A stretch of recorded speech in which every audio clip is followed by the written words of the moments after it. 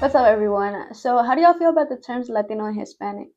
Because in my last video, someone got mad at me for using those terms, and I understand it to an extent, but I still want to look more into it and just talk about it with y'all. So, this is the comment that they said. You post a video to educate. Do you even know the definition of Latino? As a Mexican, I am offended when people like you call me Latino. And for yourself, are you Latina? Do you even know what a Hispanic is? I am neither Latino or Hispanic. Just goes to show the intelligence level of people and proves that they just parrot what they are told over actually doing research into subjects. Stop the ignorance, get educated. Then, when you actually have documented evidence and your topic is correct in accordance to origins, then maybe people will listen to you. Yeah. And so, yeah, there's a lot to unpack there. And so I wrote down the things that I wanted to reply regarding that comment. Pero it's a lot. So I'm gonna just be looking to the side to see what I actually wrote down, okay? And so first, before anything, like when I first read it, I was like, en serio tenemos que llevar las cosas más calmadas. We have to be more respectful and just give each other grace. Because if not, we're just not gonna get nowhere. We're just gonna be fighting each other all the time, being destructive rather than being constructive, and that's not gonna get us nowhere. Like I'm open to feedback and anything that I need to learn about because I don't know everything and I don't claim to. Pero just be nice about it when y'all say it, todo calmado, and then we'll take it from there. And I might take the feedback, and sometimes I might not. But that just comes with being our own individual people and having our own free will. My main thing is that I want to serve God and do the right thing. Therefore, I try to align my values, perspective, actions, and so on with that intention. I might not be perfect at it all the time, but that's my stance. But yeah, and I'm sure that y'all get really passionate and really care about these topics because they are really important and they are really serious, and we might disagree. Pero again, just being disrespectful is not going to get us nowhere. So again, todo calmado y todo respeto from me to y'all and y'all to me, hopefully. And I also hope that y'all can be respectful to each other down in the comments. That's the type of community that I want to see here in this channel, pero también in this country and in todo el mundo. So now before I get into the points that the man made in his comments, I wanted to say that I'll primarily be focused on Mexicanos because that's what I am and what I primarily know about. Plus, there's already a lot to say, and focusing on Mexicanos would just make it a lot easier. In fact, I'll probably be dressed in one way in some parts and another way in other parts, and I might even just break it up into different videos, but we'll see. So I have been introduced to readings on the origins of the words Latino and Hispanic in classes that I've taken before, and I probably looked up their definitions once or twice before that too. But honestly, even when I looked these definitions up, and even in these classes with these complex readings, I was still mad confused about where to go from there. Like, I genuinely still don't even know what to call ourselves. Like, I understand why some people wouldn't want to call themselves Latino or Hispanic, which we'll get into, but at the same time, I don't fully agree with some of the reasons that people protest these names. And also, what would we call ourselves as mostly brown people of this region we call America, and what makes that better? And I don't have the ratings from this class anymore, but this is what Google has to say about these words. So the term Hispanic originates from the Latin word Hispanicus, which is derived from Hispania, the Roman name for the Iberian Peninsula, which is modern-day Spain and Portugal. In the United States, the term is used to broadly categorize people who trace their ancestry or origins to Spanish-speaking countries, including those in Latin America. The term was popularized in the U.S. in the 1970s and 1980s, particularly through its use in the U.S. Census. In the more detailed breakdown, it says that the term Hispanicus was used by the ancient Romans to refer to the Iberian Peninsula, as it said earlier, and in the 19th century, the term Hispano was used in the U.S. to describe people of Spanish descent who settled in the Southwest before American annexation. For modern U.S. definition, it says that in the U.S., Hispanic is used to categorize individuals who trace their origins to Spanish-speaking countries, including those in Latin America. The term gained prominence in the 1970s and 1980s, particularly after the U.S. Census Bureau began using it in 1980 to categorize people of Spanish origin. While the term is rooted in Spain, its modern usage in the U.S. encompasses people from various Spanish-speaking countries in Latin America. It's important to note that the term Hispanic encompasses a wide range of cultures and nationalities, including Mexican, Puerto Rican, Cuban, and others. So yeah, people don't like the word Hispanic because it originates from the Spanish colonizers, which is understandable. But now it describes various people from Spanish-speaking countries in Latin America, like it says. So even though people from current-day Spain are technically included, we usually don't think of them when we hear the word Hispanic in the United States. So I don't know if we want to consider that since the word has evolved to that point, or if we just don't want to associate with that word regardless, because no matter what, it traces its origin back to Spain and the Spanish people that colonized our indigenous ancestors. And then for Latino, it says the term Latino originates from the Spanish word Latinoamericano, meaning Latin American, and is used to describe people with ancestry from Latin American countries. It emerges in the 19th century, initially used in newspapers in the 1850s when discussing the concept of Latin America.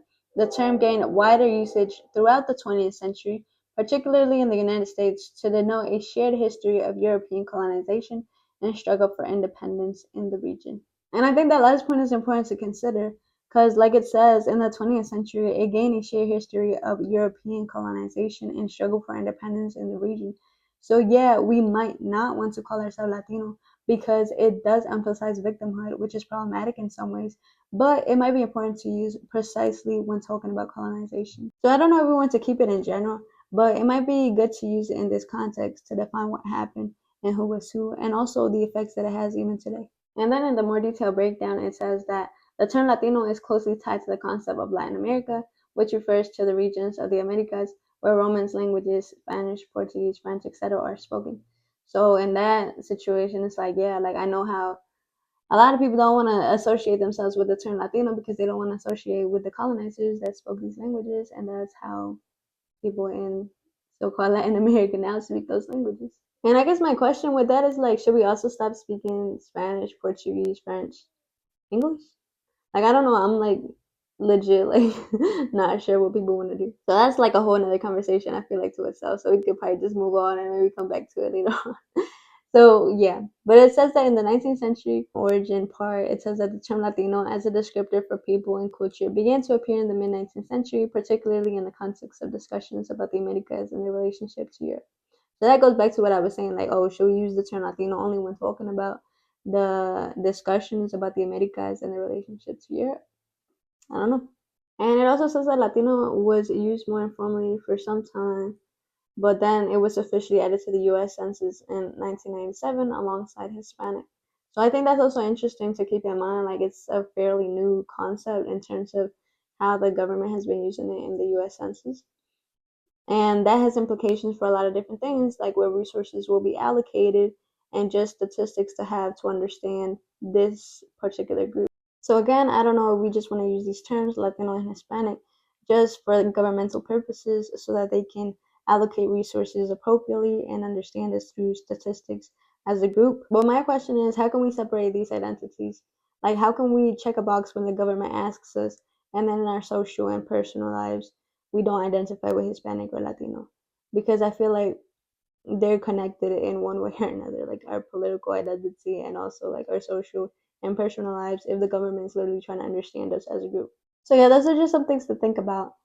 And then the last point here says that Latino differs from Hispanic in that it is not limited to Spanish speaking countries and is often seen as inclusive of people from Brazil, Portuguese speaking, and Haiti, French speaking. So I guess that's also another thing to keep in mind. It's like when we're coming up with a new term, if we want to do that, who do we want to include and who do we want to exclude? And then I also searched up the term Latin America, and it says that it originated in the 19th century, primarily in France, to distinguish the regions of the Americas colonized by Romance language speaking countries, primarily Spain, Portugal, and France, from those colonized by Anglo Saxon countries like the United Kingdom and the United States. The concept was partly a political tool to assert French influence and create a sense of cultural unity among these nations against perceived Anglo Saxon dominance. So yeah, reading that from the perspective of my indigenous ancestors and a descendant of my indigenous ancestors, it is weird. Like, it feels weird. Like, I don't want to associate with the French colonizers and none of the other ones either. And it also feels weird reading it because they're just like fighting amongst each other to take away the lands. That's what they were doing of the indigenous people. So reading it from that perspective, it is weird. Like, I understand why some people wouldn't want to refer to themselves as Latino or Hispanic. And I would have to look more into who they intended to have this shared identity of a Latin American, because I'm not sure if it was just for those that had a little bit more European blood, or if it was even for those that were like fully indigenous or had primarily indigenous blood in them. But I know even now, like the majority of us, we call ourselves Latinos or Latinas. And so I think that that's interesting, but it also feels weird because it feels like we are participating and legitimizing this French colonial presence and the presence of the other colonizers, at least from reading that. And further on that point, in terms of the political context, it says that the concept was partly a response to the growing influence of the United States and the idea of manifest destiny, which fueled U.S. expansion southward. For the culture basis, the term emphasized the shared linguistic and cultural heritage of the region stemming from the Romance languages, Spanish, Portuguese, and French, introduced by colonizers. And it also says that France played a key role in promoting the idea of Latin America, partly to legitimize its own colonial presence in Mexico and to foster a sense of shared identity with other Romance-speaking nations in the Americas. And considering all that, of course, it makes sense that the term Latin America emerged in the mid-1800s, popularized by French thinkers and politicians. But it also says that while France was a key driver, the concept was also adopted by Latin American intellectuals and politicians such as Chilean poet Francisco Bilbao, as a way to foster a sense of unity and resistance against perceived threats from the United States. So yeah, we can look at that and see if we actually want to have a sense of unity because of the perceived threats or actual threats from the United States. So we can have a word that fosters that sense of unity for that or any other kind of threat or perceived threat that we might be experiencing as a group. And I think another thing that would be good to think about too is, do we want to continue using the word Latino in this transformed way, or do we want a whole different term but still encompassing us as a group and also having this shared sense of unity? And that also got me thinking, like, if we want to not use the term Latino, then that means we shouldn't use the term Latin American either, right?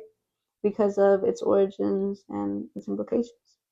So if we don't want to use the terms Hispanic, Latino, Latin Americans, etc., then I was thinking, what if we just use the term Americans or Americanos, for example? So then I searched up the word America, and it says that it originates from Amerigo Vespucci, an Italian explorer who recognized the lands Columbus explored were a new continent. In 1507, German cartographer Martin Waldseemüller named the new continent America on his map, using a Latinized version of Vespucci's first name to honor him. And then it goes on to say that Vespucci was an Italian explorer and cartographer who made voyages to the quote-unquote New World around the turn of the 16th century.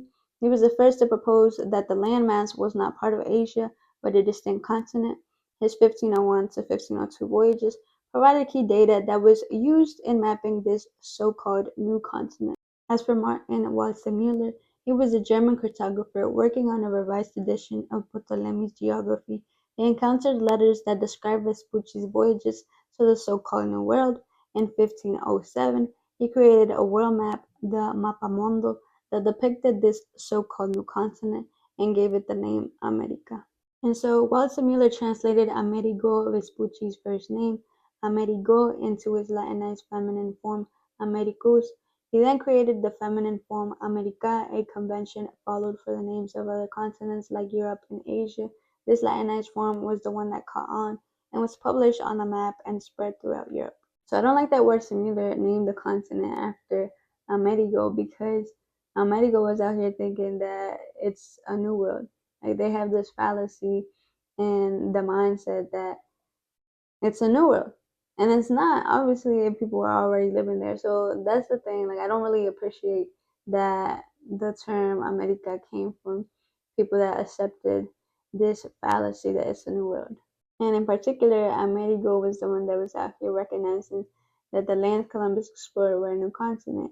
And from what I know about Columbus, like, he wasn't good. Like, I don't know much about Amerigo and Mr. Waldseemüller other than what we have here, but I know that Columbus was out here tripping and doing some very sinful things as well. And also, it says that Amerigo Vespucci was an Italian explorer. And honestly, I don't know if there's a distinction between explorer and colonizer.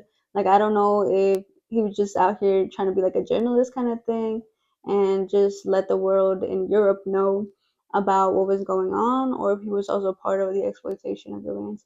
So that would also make me upset that America is, or the continent of what we know now, America, is named after him. And also, even if he wasn't out here actually explicitly contributing to the exploitation of the lands of the indigenous, he's still like it's still named after just him, an explorer. So even if he was innocent in terms of the exploitation of the lands, he still gets all the credit instead of also allowing indigenous people to have credit and be named after the land that were theirs for years. And honestly, now besides the fact that now the population that we call Latinos are mixed European and indigenous, I don't really know if we should necessarily name the continent after the explorers or the colonizers, because at the end of the day they still took the lands, and I don't even know if they deserve any credit to begin with. You know what I'm saying? Even if this man was just an explorer and didn't participate in the exploitation of indigenous lands explicitly, he still belongs to the colonizer group, and I just feel weird about giving him or anybody from that group any credit. So yeah, like I mentioned, I feel like the only slightly valid reason to name it after one of the explorers or colonizers, someone in that group, is because this land is not mestiza, so it does encompass European and indigenous blood. But if we were to name the continent after the European, it can't just be the European. Like it has to be both the European and the indigenous, like someone's last name or someone's first name or something that represents each group. And now the continent is just named after them. The explorers, the colonizers, the Europeans, basically. And there's nothing to be said about the indigenous in the name. When if anybody should be excluded, it should be then the colonizers and those from Europe that took the lands of the indigenous. So that's the origin story and my take on it, basically. But let's look purely just at the definition of America or America, which is the region of North, Central, and South America, or the shortened version of the United States of America. And therefore, the definition of Americans or Americanos are the people of that region or of that country. And keeping that in mind, I have heard Mexicanos say stuff like, we're more Americans than the white people that claim that they're Americans here in the United States. And I agree with that to an extent. In particular, I definitely feel that because it be making me feel mad weird when I hear some of our fellow white brothers and sisters claim that they belong here in the US as Americans, and they use it to justify the double standards, mass deportations, separations of families, these inhumane immigration detention centers, and using us brown people as scapegoats while still exploiting us.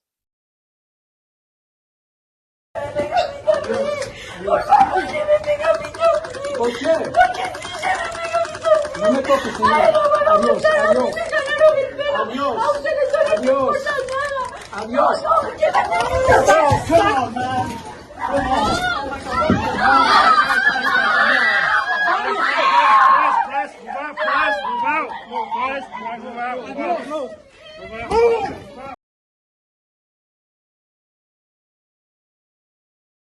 And that's the one understanding the history of how brown people like me have been treated, including our lands being stolen, makes me feel angry, to be honest, when I hear many of our fellow white brothers and sisters claim their Americanness with such pride at the exclusion of us brown people.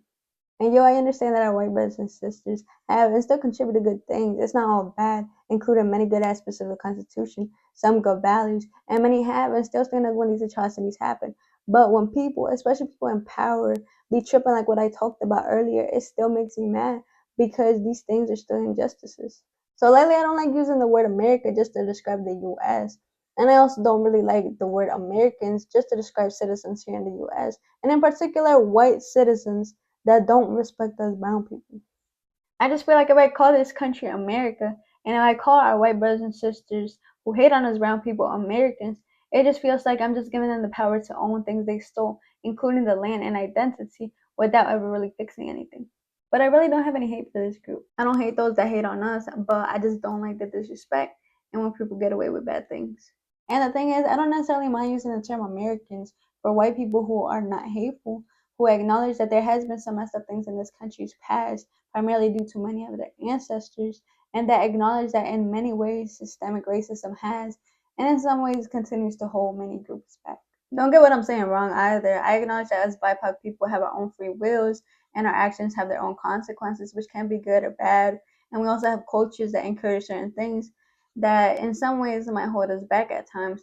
But if we're going to acknowledge that, then we also have to acknowledge the real way systemic racism has played and continues to play an impact on our communities being held back.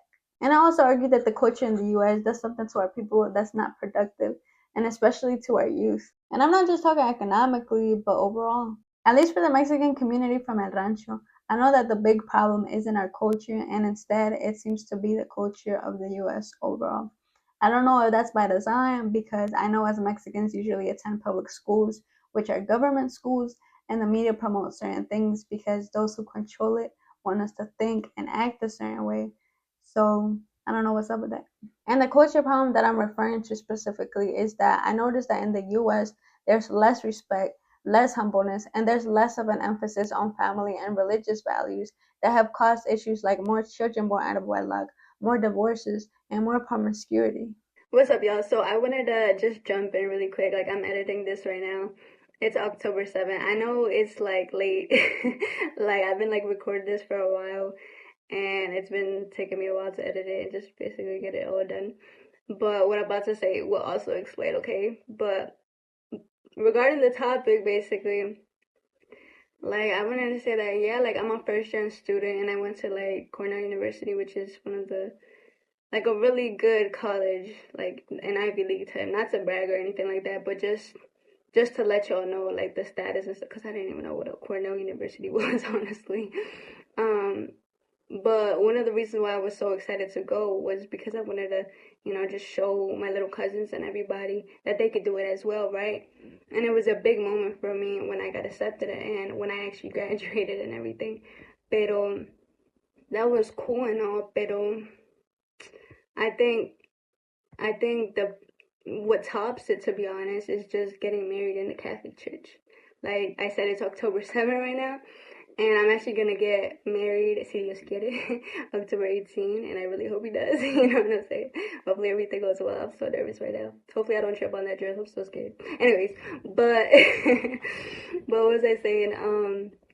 But yeah, honestly, that is like that tops it all. That really does. Like for example, like with my brother, I remember I was talking to a friend one time, and I was like, look, I really hope that my brother does. And mind you, he's on his last year right now. I don't remember when we had this conversation, but he was in high school. So I was telling my friend, like, yeah, I really hope that he goes to college and everything. But you know what I really care about more than anything, more than that, to be honest, is that he's good, like morally, that he got his good values, that he's a virtuous man, and that he just, does good. Eventually, that he becomes a saint, basically, just like what God put him on this earth for, because that'll go farther than any degree can ever go. You know what I'm saying? And yeah, cause what's the point of having all this money, all doing all this stuff, all these achievements, and then at the end of the day, you're just destroying the world even more. And yeah, that just doesn't sit right with me. And it goes back to the same thing that I try to talk about. It's like, okay, people in power, you got a lot of responsibility, so use it, but you have to be virtuous if you're gonna use that power in a good way. You know what I'm saying? And so yeah, with this type of stuff, like this promiscuity and the sin that the culture and everything like creates, like yo, like that's why I like this doing things right as much as I can, to be honest. Cause yeah, like I messed up before, like I used my free will wrong. A lot of times I have to go to confession like all the time. But you know what I'm saying? Like it's not an excuse or anything, but it's like one of those things that like, I still have to like repent and like be sorry about it and still try to go back to that path of sainthood, because that's really what matters at the end of the day. And trying to take this step, like right now I'm still living with my parents, even though like my partner and I did get married through like the civil wedding last summer, not this one because it's October, so not this one, but like 2024. But we got married because we were trying to get married ASAP. To be honest, honestly, I wish that like we actually got the Catholic church wedding that same year. But at the same time, it would have been really hectic and it would have been a hot mess. Okay, but yeah, we're trying to do things as good as possible. But at least we got the civil wedding done. But we still weren't living together, okay? And we still aren't. Like, I'm still living with my parents, and he's living by himself, etc. And it's not gonna be until after the wedding, October 18th. And I hear a lot of people are like, yo, like, live with your partner and stuff so you can get to know him and stuff like that. But yo, y'all are setting me up for failure. Like, you can't test out marriage. That's not how it works. It's a commitment. When you're living with a partner, it's like, I heard somebody put it this way. It's like, you're basically renting out your partner, because what you're doing is, what that person said was like, you're basically telling your partner, all right, I'm gonna be with you right now, but in case anything else that's better comes along, then I'm gonna go. And that is so objectifying and so disrespectful. You're like, we don't do this around here, okay? We don't do that. So my partner and I, we're living together after we get married, and by the Catholic Church, because yeah, I mean the government acknowledged, you know, we had that ceremony basically. But at the end of the day, I feel like what really really counts is the Catholic Church, porque eso, you know, that's Dios. We're asking God Himself, like, you know, can you bless this? Can you give us the grace to carry this marriage, this big commitment, this beautiful but big commitment, you know, because I'm not be ready to beat him up. Like, no, let me stop. But for real though, and and yeah, I don't know. I just wanted to say that, like, I don't even know if I said it right, but hopefully y'all understand what I'm saying. Like, I'm trying my best to be good, because at the end of the day, that's really what matters. And yeah, you know, waiting to live together, waiting to do anything intimate, and you know, even when he comes over, actually, I sleep on the couch in the living room and he sleeps in my bed, in my room. You know, so it's stuff like that. And even my dad, actually, people ask me like, oh, how did your dad feel and stuff about the proposal? Because we got engaged like 6 months after dating or whatever. But my dad was actually like, yeah, get engaged, because if you're gonna be bringing him around the family, then you gotta y'all gotta be serious. Like, you can't just be bringing guys over around the family and like keep the one there with like different guys. You know, break up, bring him to the family, break up. You know, get a new guy, break up. You know what I'm saying. So yeah, that's how my dad thought about it. You know what I'm saying. And so he was like, I mean, he was. I know my man was gonna propose either way, but you know, that was something. You know, that the way that my dad thought about it. And I mean, that's the man that raised me, along with my mom. So of course, you know. And so yeah, what I'm seeing around the culture is like, yeah, some people aren't getting married through the Catholic Church. They're just getting married by the government, like a civil wedding. But then that like devalues the purpose, because marriage is a sacrament. It's not just anything, you know. It's not just a declaration that you say. You know what I'm saying? And and then what it's called, and then people start devaluing it even more. So then it's like, do you know what people told me to do, which is, oh, just live with your partner. And at that point, you don't even get the civil wedding. You know what I'm saying? So it just keeps devaluing, and then we got breakups and divorces and all that type of stuff, and it's just a hot mess. And you know, the people that really feel it like a lot, obviously like the partners, pero también like once you have children, that stuff, like, it's a lot. And I be seeing it, yo, like it just really messes up the whole community, the whole family. Like, we really gotta change things. You know what I'm saying? So there's just a lot that goes into it. And the truth at the end of the day is that we really gotta be virtuous people. We gotta be good people. And that's what's gonna get us to be stable and honestly grow and be fulfilled in a lot of different ways. Not just these empty like promises, empty things. And the way the culture is going, yo, I just be worried. That's one of the big reasons why I want to make this YouTube channel, because I wanted to have my perspective, and hopefully I can allow people, especially those Mexicanos, be able to see like what's really going on. And because I don't want y'all to go on a bad path either, you know what I'm saying? And if I'm on a bad path, yo, y'all gotta, like, you know, put me right too. Alright? Nah, but yeah, anyways, back to the video. And from what I can tell, a big part of it is because the culture, media, and schools often teach that Catholicism or Christianity as a whole is wrong. I've also seen that there's more antisocial behavior, which seems to lead more people to be depressed, and there's less hope due to having no faith in God. There's also the fact that the food we eat isn't as healthy because we make less home cooked meals with less whole foods, usually because we're too busy working. But this then leads to a lot of issues. So it's just things like this that just really aren't helping our people. And in Mexico, at least in El Rancho, in the countryside, the culture and values seem to be a bit better regarding those things. However, those in Mexico seem to be trying to follow the steps of the US, which is worrying. but as of now, it's still better. And I noticed this firsthand with my cousins. Like literally, one of my cousins, who is a bit younger than me, went to Mexico recently, and he came back telling everybody about how different it is. He said everyone is just more social over there. Like there's more community activities and get-togethers. And if they see you on your phone, they're gonna think like, why aren't you socializing, or like, what's wrong? You know what I'm saying? But here, like, it's just so normalized for the youth to be to themselves on their phones. And I think it's in part because of the emphasis on an individualistic society. But yeah, he was just telling everybody how our way of living here was just like so messed up for the youth.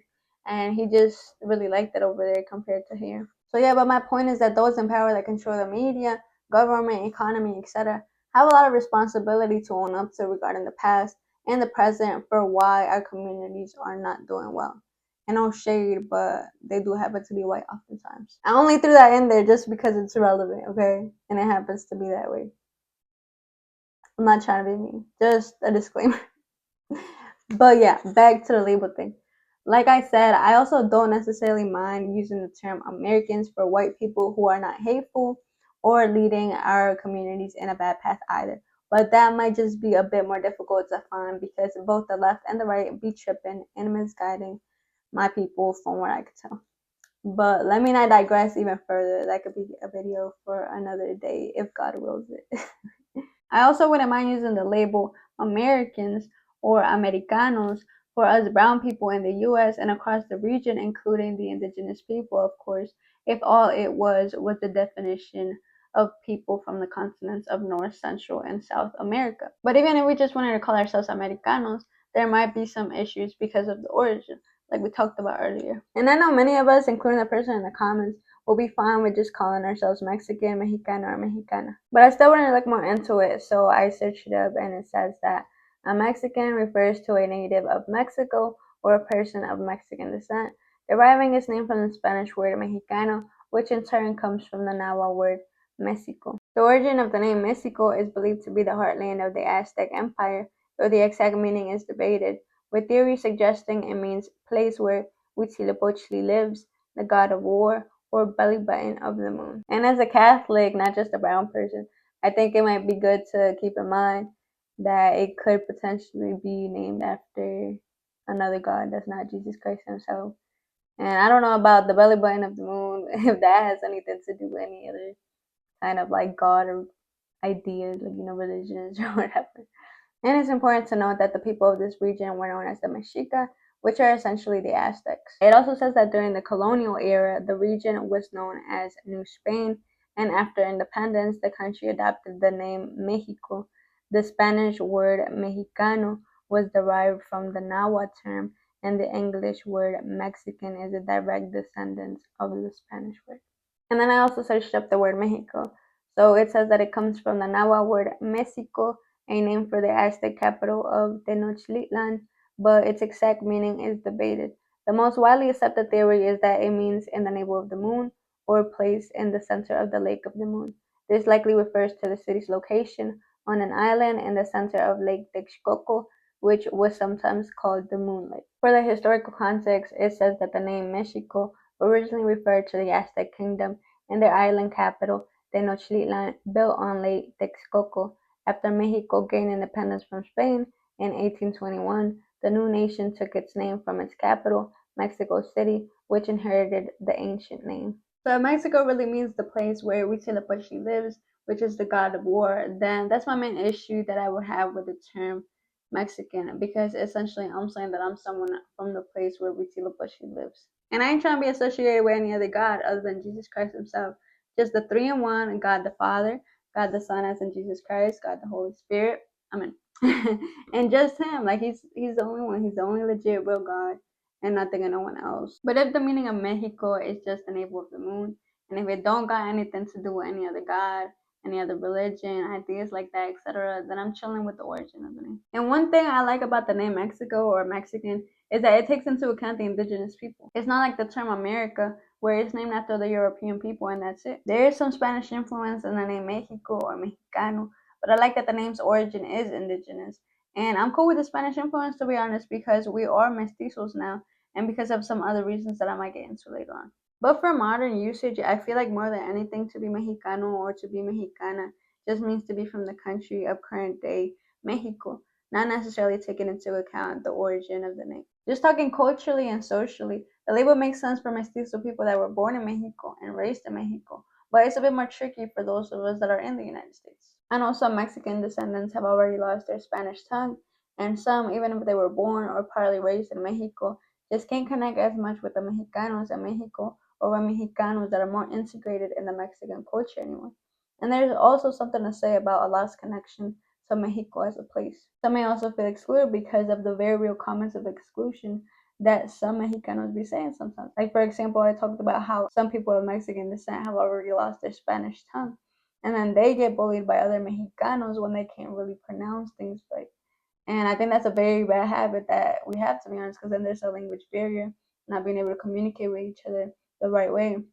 But then you don't really want to continue practicing if all you're going to do is get bullied when you try. You know what I'm saying? So as Mexicanos, we really got to stop that, okay? But even without the over exclusion, it may feel off because of the differences in cultures, experiences, and understandings. Or it might just feel weird to claim the label because for some of us Mexicanos, there is a bit more economic privilege being here in the U.S. than those in Mexico, especially for Mexicanos that came over to the U.S. for better economic opportunities. So it just feels weird to claim similar experiences as Mexicanos in Mexico while having that privilege. And then there's also other political realities and difficulties in the US compared to Mexico. Like in the US, many feel targeted by ICE and overall not being included because we're brown.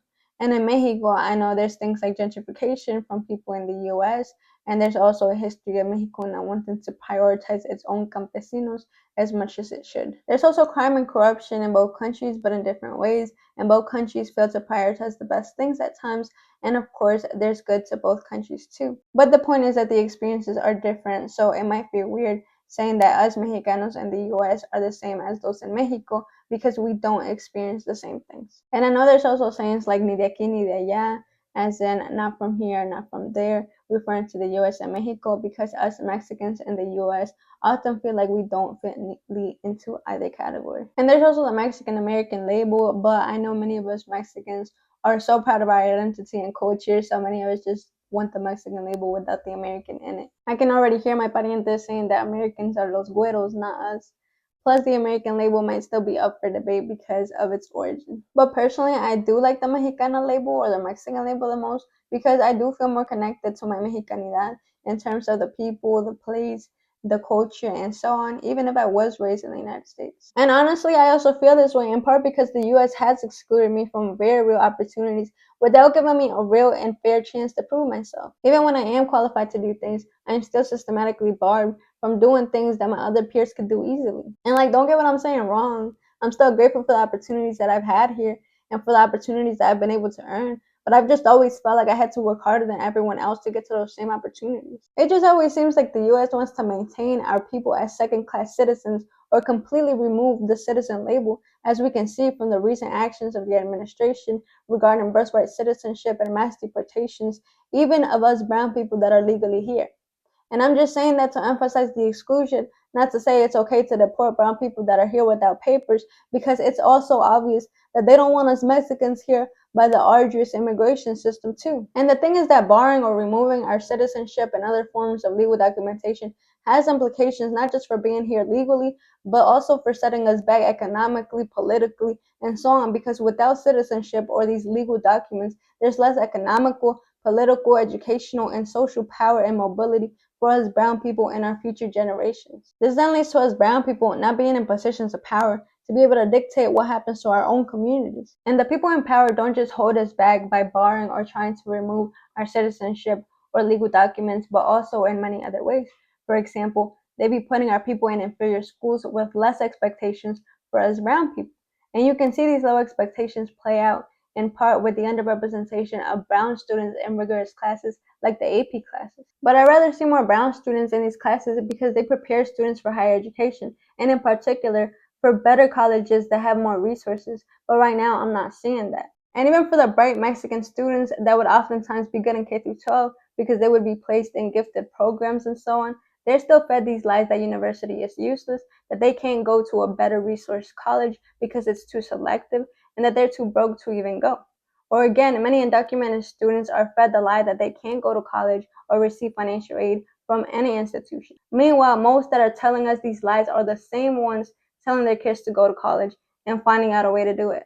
And this is the work of systemic racism, which I refer to. It's these systems that keep us brown people in mediocrity or inferiority, and oftentimes to our destruction. There's so much more that I could say about systemic racism and the way it holds us back. But the point is that it seems like the people in power just don't want to share their power, and they rather control everything here. And again, oftentimes at the detriment of us brown people. And not be able to have a seat at the table or be able to have some power, and instead being subjugated to a second-class citizen position.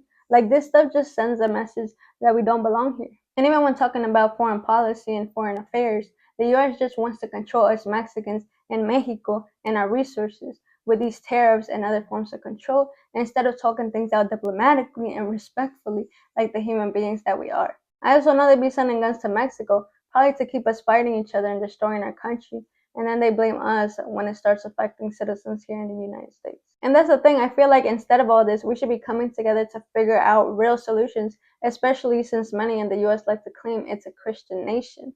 If that's true, the Christian people in the US that claim this have to see Jesus in all of us. We're all children of God after all. And we have to figure things out together instead of seeing it as an us versus them kind of thing.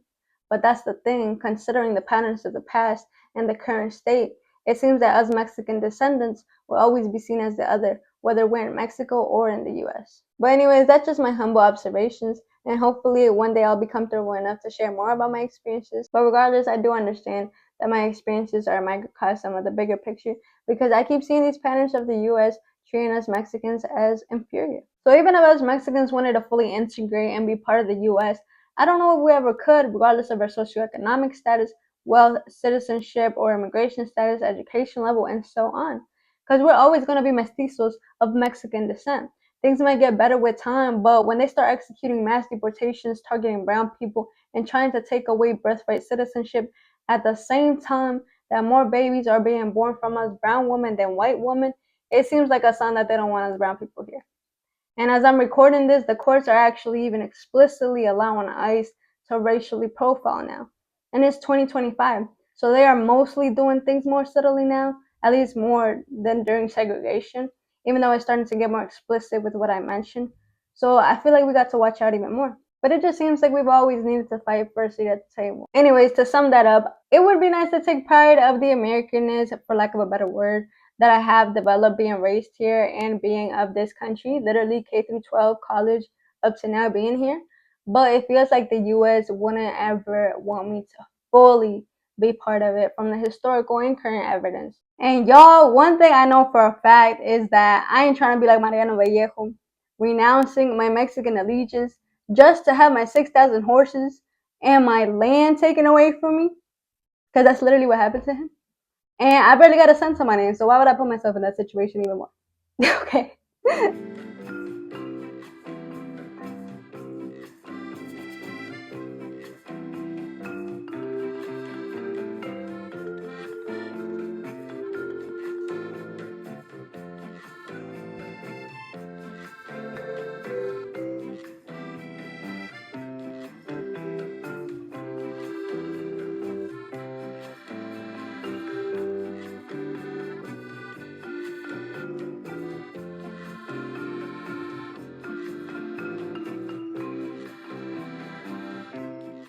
So I got trust issues, of course, as I should.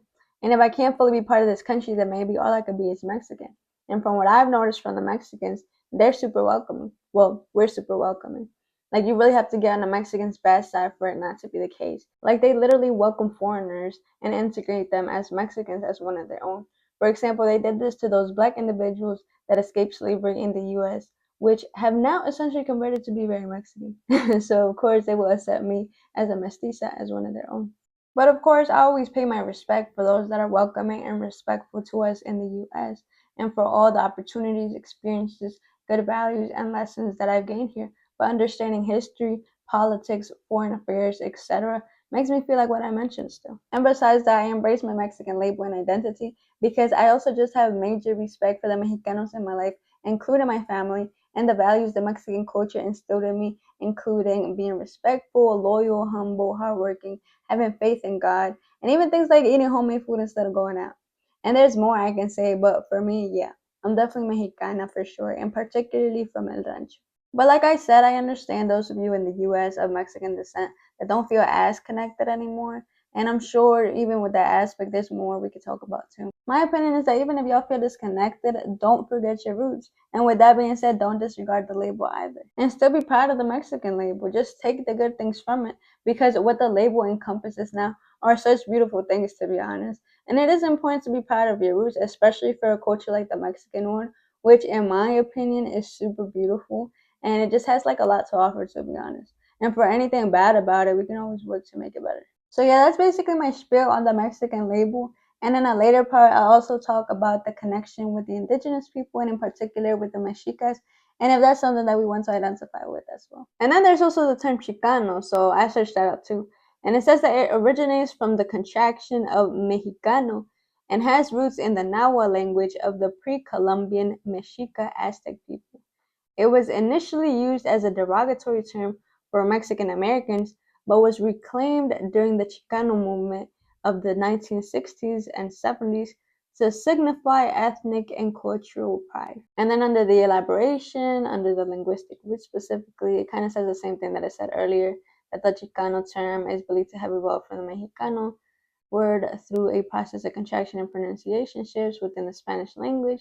Some theories suggest it connects to the Nahua word Mexica, the name of the Aztec people. Then it says that in the early 20th century, Chicano was used disparagingly to refer to Mexican Americans perceived as lower class. It was associated with stereotypes and viewed negatively by some. Then there was a reclamation of the word during the Chicano movement.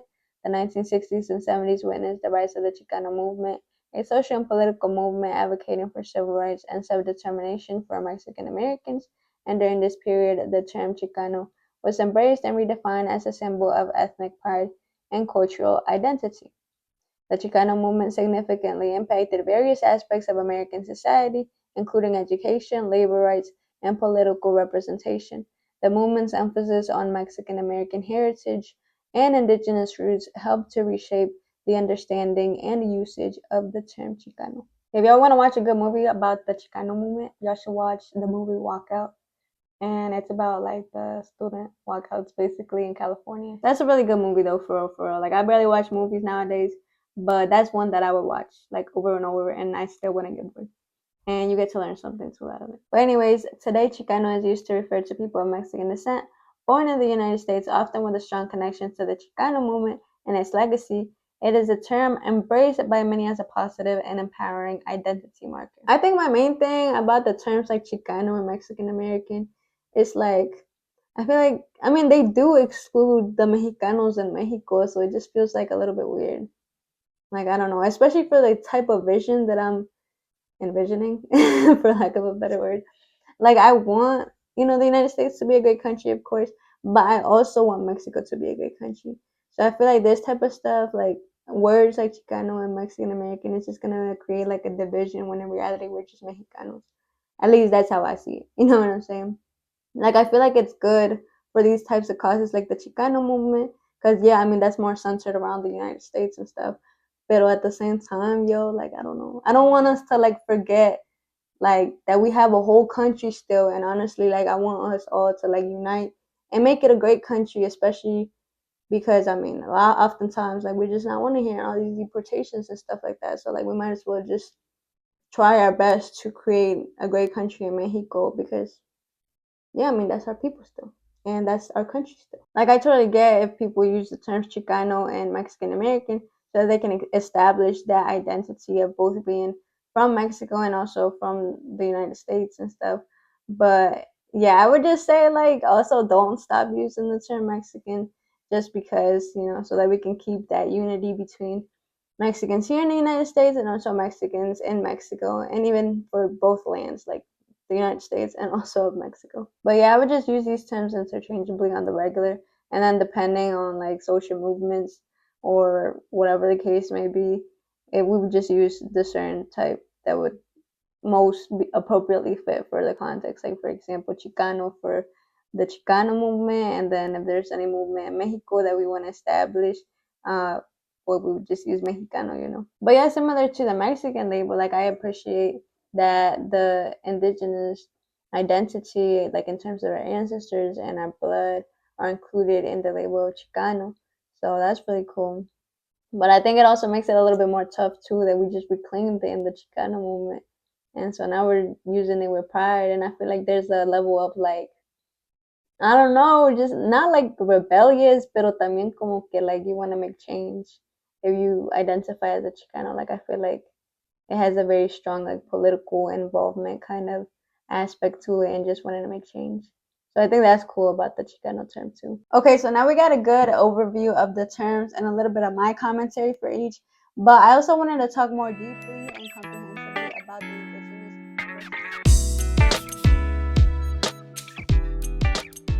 I hope you got something out of that video. Make sure that you like and subscribe to this channel if you haven't already. If you'd like to support my work, you can also head over to my Buy Me a Coffee page, which will be in the description below. And if you want more content, y'all can always follow me on Instagram or check out my other YouTube channel. Anyways, I hope that y'all have a good day and God bless you all.